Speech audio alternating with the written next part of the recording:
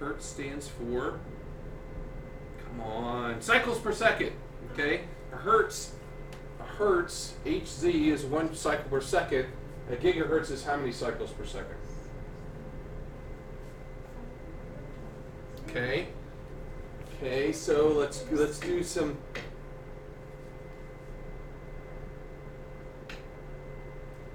What? How many would this be?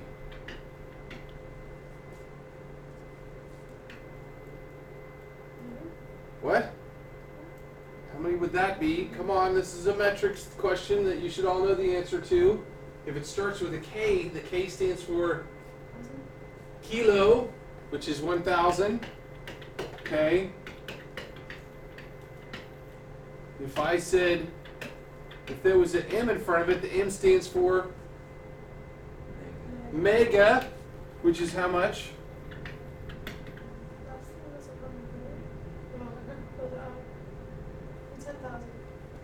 A million.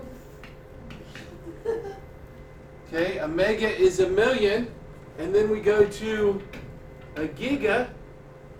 Geez, I just told you the answer to the first question. A giga, which is a billion.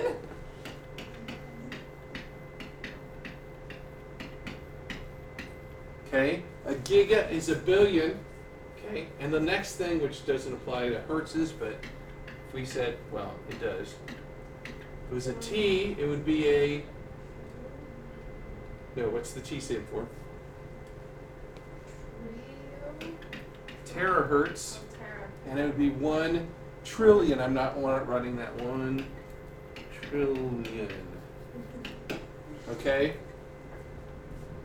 Okay, so when we say it goes at a gigahertz, we're saying it's doing how many? If it was 1 gigahertz, it'd be 1 billion cycles per second. Okay? So that's the frequency that CPUs are rated in. Okay? They used to be in megahertz. When I first CPU, I think it was like 40 meg. It's a 40 megahertz processor. Ooh, that was quick. Okay, now that we were in millions, then now we're in billions. So that's one way that we see, and normally this is what we see on the box. Okay, that's the big thing in print. It says how many gigahertz the processor runs at. Okay, but that's only part of it. I can't use my finger.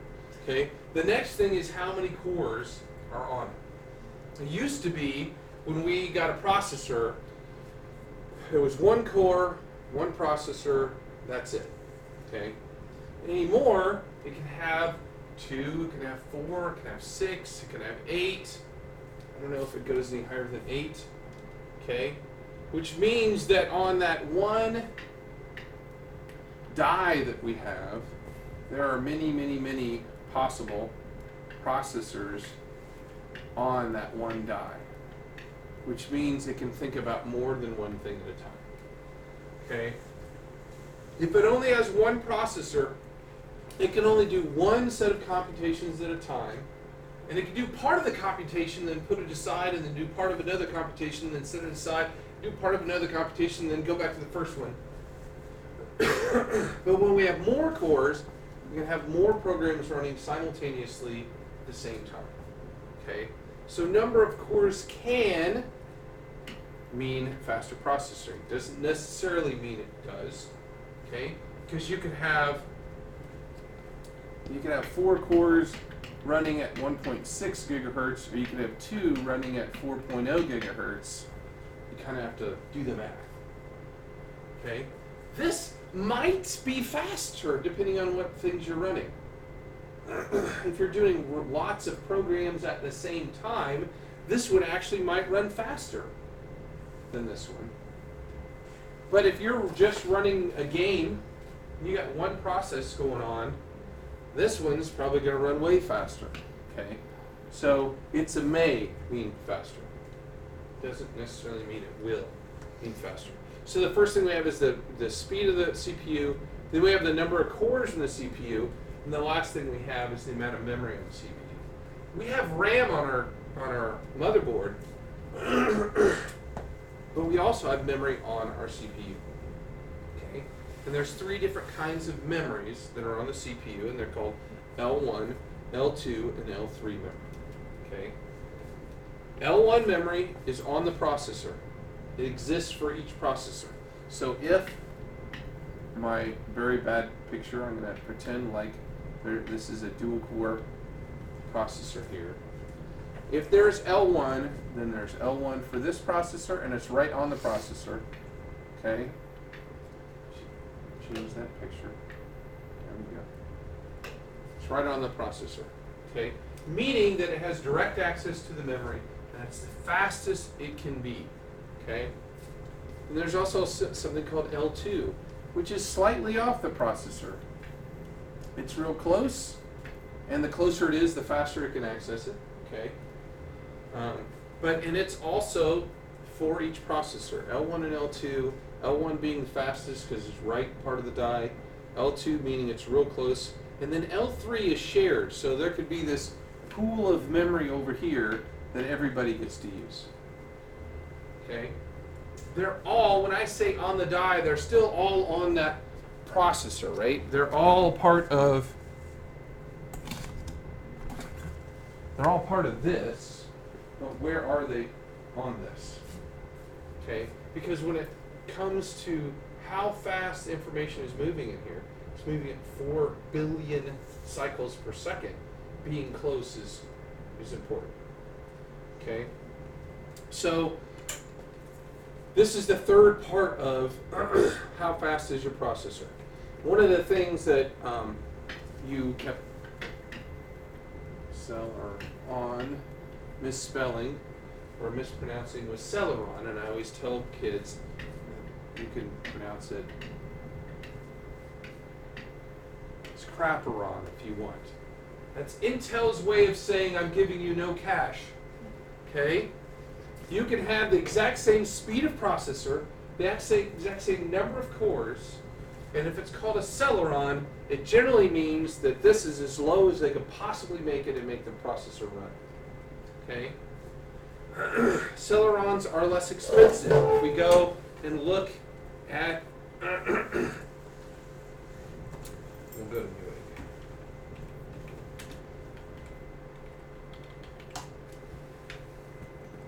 If we go to processors on Newegg, I'm just going to try to pick a category here and try to pick 1150 just because. And if we go and let's see if we can do it from, we're going to go from the lowest price this time. The lowest price that we're normally going to see is a Celeron. And the reason it's the lowest price is because it sucks. And you don't really want it. Okay? So if we look at this one, okay, it's a 2.7 gigahertz processor. That sounds okay. Okay? So it's a 2.7 gigahertz processor. It's got two processors on it. But look at how much cache we have. We have on the L2, we have no L1 at all. On the L2, it says 2 times 256K of RAM. Now, I said that L2 exists per processor, so that's why it says 2 times 256. Because each one of these cores gets 256, and then it gets to share that 2 meg right there. If we go down, I'm going to go to my first one that doesn't say Celeron. And I go down to my Pentium down here. This one has slightly more. It's got 3 meg of cache, so it's got 30%, 33% more. It's got the same L2 cache, but it's got slightly more L3 cache. I'm going to go down a little bit further. Same thing in the Celeron. It's got the minimum, which is 256 and 2 meg. Pentium 256 and 3 meg. And I go up, and that doesn't even list the other one. We go down here to this one. Now we've got 256 and 6 meg that we're sharing. So we've gone up by a factor of 3. So as we look at these, that's the other part of the equation, okay, is the amount of memory that the CPU has available to it. Now, why is that important? As it's doing processing, we know that it goes to RAM, okay, and that's where it holds information while it's processing. The more cache it has, the less it goes to the system RAM. The more it can do all the processing at itself. So kind of look at it like this, okay? Here's our CPU. Here's our RAM. And in aspect of things, you know, it looks like it's really close, right? The board is only this big. But when we look at L1, L2, and L3 cache, they're all within millimeters of distance, if not directly on the processor. As far as the CPU is concerned, this is 100 million miles away to get to RAM. Okay? It is so slow to make this transition around the motherboard to write the memory and come back here, compared to just using this RAM that's right there. It's right there. It's micro in distance away compared to how far it is to get to that system RAM. And I realize that when we look at the motherboard, you know, when I look at my motherboard, here's the CPU and the RAM slots, and that's part of why ATX got redesigned. So the CPU is right next to the memory, and you saw on that one ITX one that you showed us, some of the memory was on one side and some of the memory was on the other, but it's still humongously far away in comparison to it's right here, right? Okay, so the more memory you've got right there on the CPU, the less it has to traverse the enormous distance around the motherboard to read and write to this RAM, which is much slower than this RAM. Okay, so it's right on the die. If it doesn't have to do this, it's going to be faster. Now, no matter what you get, it's going to have to do this. No CPU has enough to do everything there. But if we can shorten the amount of trips around the motherboard, then we make the system run faster. My first set of PCs I bought, I did not understand cache. When I first got here, before I was teaching the hardware class, I did not understand cache. And my first set of PCs that we built here were 2.4 gigahertz Celerons. And the second set we built were 2.4 Pentiums that were, by all definitions other than cache, exactly the same systems. Same cases, same motherboards, same hard drives, same everything. And these seemed like completely different computers, because they had over twice as much memory on the CPU than those did. And twice as much memory meant, I don't know how, I would say more than twice as few trips around the motherboard. Okay? So those are the things that we're looking at when we're talking about processors. Okay? So the three things are speed in gigahertz, cores, and cache. And those are the things that are going to define how good a CPU is. Okay. Now, all things are not created equal. If you go and look at some of the charts on comparison, you can look at an AMD processor and an Intel processor, and some AMDs say they're faster than Intel's, but the ratings are that they're not. Okay? But when you compare Intel to Intel, it's pretty true. Okay? And when you compare AMD to AMD, it's pretty true. So this is kind of my thing of, if you had cores, this would be L1, this would be L2, and this would be L3 that everyone shares, okay, of the memory. And a lot of new processors anymore are cutting out this altogether and just really beefing up the L3 so that whatever core needs it gets whatever it needs. The downside of getting rid of L1 and L2 is that it always has to go to the shared resource, and it never has its own resource that's just its own. So as you look at some of these, you're going to see some of them, but there's no L1 there. It's just L2. And let's go all the way down to let's go to the highest price there. Okay, so this is the fastest one, or at least the most expensive one. That's an LGA 1150. It's a quad core, 4 gigahertz, and the L3 now is up to 8 meg, and each of them still only have 256 L2, and there is no L1 at all on many of these. Okay, but this difference between 8 and the one that we looked at before that only had 2 is a huge difference. Okay, and you'll see some of the nicest, newest ones. In fact, I'm just going to take off what processor is altogether. $10,000.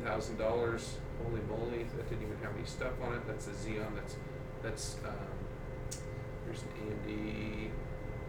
What in the world is that? I'm gonna go down. Server class. Yeah, I want to really.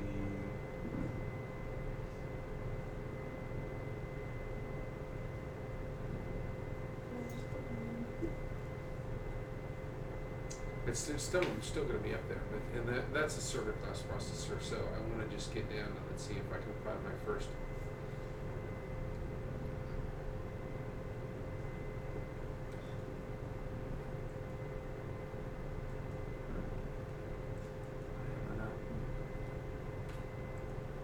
Is it because it says it's a sponsored link that it won't open? Mm-hmm.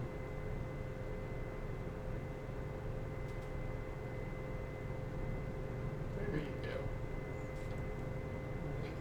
So that was the first one. So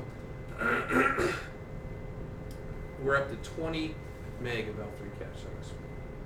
Okay, and that's still a low number. You know, when I these are megabytes, not gigabytes of memory, but it's on that die, right? Can't fit that much memory on that die, but that still is huge in comparison to 2, right? It's got 10 times more. That's really expensive. Look how much power that CPU uses too. 140 watts of power just for the CPU. You're going to need a big power supply for this one to run in your system. $1,049. Look, if you buy 2 of them, we'll give you $2 off. It's like, really? Yeah. I got it. What, Michelle? When you do the project, are you wanting the best mother, the best for the mother? Okay, so when we're doing the project, for the home one, it is, did I get off the project? For the home one, it's the cheapest one that you can find for your home. And for the gamer one, it's the fastest. So you want to find, for your gamer, because you were saying this is a high-end system I'm trying to build, what is the best, fastest one that you can show us for your gaming one? And for your home, it's how inexpensively can I build a system? It has to be new, can't be used, has to be from a major site, no refurbs, no pulls from something else. I don't want that. Take that away from me. I was going to take it to you. No? No. Yeah, no, I'm not taking that. You can take it back down to him. Sir, yeah, it's nice. You keep it down there. Go see what's wrong with it, would you? What is it? It's the AD's printer. He emailed me and did not put in a tech request, so I have forgotten about it completely. You can go see if you can figure out what's wrong with this printer. Maybe nothing. And if it is something, you can take it to the recycle room, but it's not coming up here.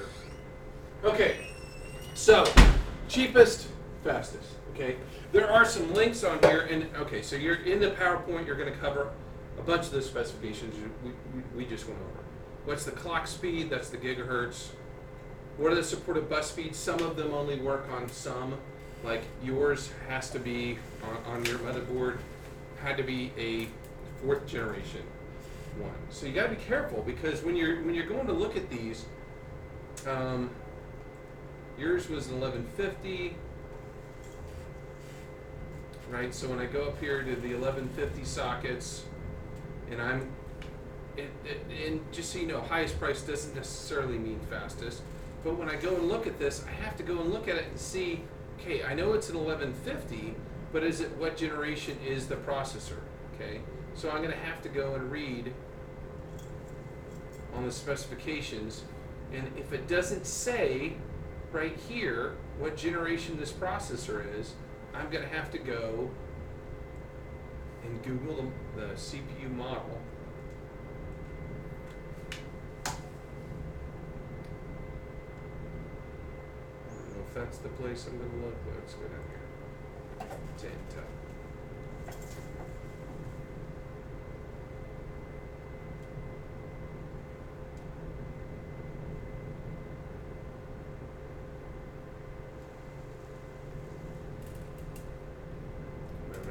must have tried to read through it too fast up top.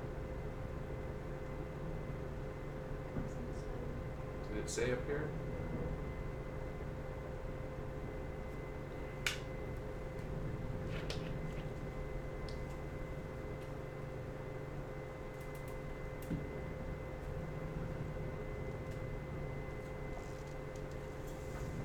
Just clicked on the data sheet to see. No, this is 6th generation. Okay, so that one's not going to work on your motherboard. So you're going to have to go and make sure you find one. Since your motherboard says it only takes 4th generation i5, i7, that you find the right one. Okay, so that's actually going to take a little more time because every single time you go to one, you're going to have to go. Oh, I'm on the one side. You're going to have to go and make sure that it's a 4th generation one every time you look. Okay. Okay, so then you're going to talk about what kind of cache the processor has, obviously what kind of socket type, and you're going to intro it with, hey, here's the motherboard that the CPU is for, and you need socket 11. That's why you need that slot. Okay, so you have already talked about a socket, how many processors are on there. I don't know, I have clock speed twice because clock speed's up there. And then anything else notable, you're going to have to put the costs and a link, just like we did on this one. On all those, we're going to have a cost with a link and a works cited slide at the end. This one is definitely an easier project. I shouldn't say easier. It's a shorter project in the fact that there's really going to be, you're going to talk about the motherboard, you're going to talk about the processor, and maybe have 2 or 3 slides on the processor at most. And there's only 2 processors, but it might take you longer to find the right processor because you have to make sure it works with the motherboard that you just presented on. Okay. So, whose is better and do they compare? Gaming, graphics? What was it? Oh, there's a CPU list on here that I've got on here. My mouse is acting funny. Okay, so I haven't opened these links up, but I will. But there's one right here, CPU comparison chart, that allows you to go and look through the different CPUs, okay, and so this is updated 12th of November 2015. So this goes through and says, based on this software, only on this software, this is how it compares the high-end CPUs. Now these Xeon ones are all server-based processors, so we're not down here until the first Intel Core i7 until right here. Okay, so these other ones are better, but they're not going to. These Xeon processors aren't going to work in anything you've got. But if I was building a high-end server, you can see that the fastest one is only a 2.3 gigahertz. There's one down here is 3.0. So that's why I said the speed in cycles is not the only thing when it comes to overall rating of a processor. So in fact, if I looked at this one, let's see if it says any specs on it.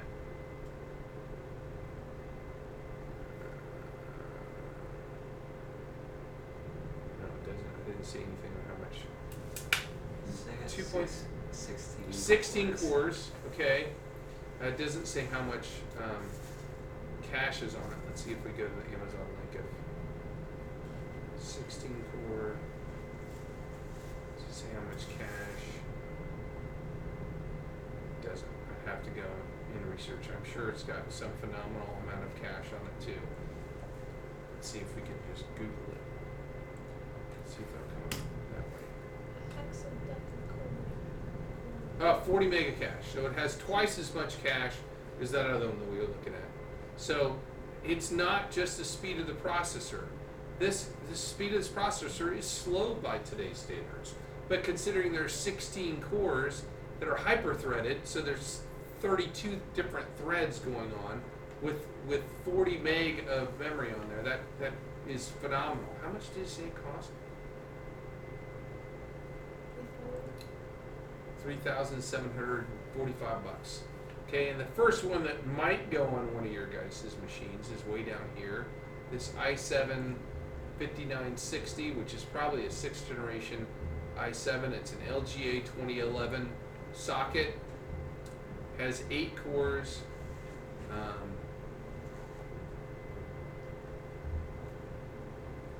And you can see from what it's saying on this one piece of software rated, this Intel the first AMD is way down here, and it's half the rating of that one. Now, what we're gonna see though, if we go and look down here, so if this one is $1,000, the first AMD on this chart, or is this an Intel only chart? Maybe I'm looking at, oh no, there's an AMD right there. Wow, that's really expensive for an AMD. Honestly, that was one of the things I was going to point out, that usually when we look at these, the AMDs, that's the one we just bought for our servers. Because our virtual servers are AMD machines. And that's because I can get an 8-core processor for $200. And if I look at an 8-core, let's see how many cores this i7 has. That's fine. Okay, so this one only has 4 cores, and it's 784. It's relatively, I mean, with this piece of software, it's about the same rating, right? Those two are almost the same, but the price, wait, I'm right here. The price difference is twice as much between here and here. Okay, which is why a lot of times we build stuff with AMDs, because we can build it for the same amount of money. If I spent $200 on an Intel, where would I be? No, that's a Xeon. I would be way down. I can't even, I can't even find an Intel for $200. Okay, so you'll see that when you guys do that presentation. So we'll talk more about CPUs next class.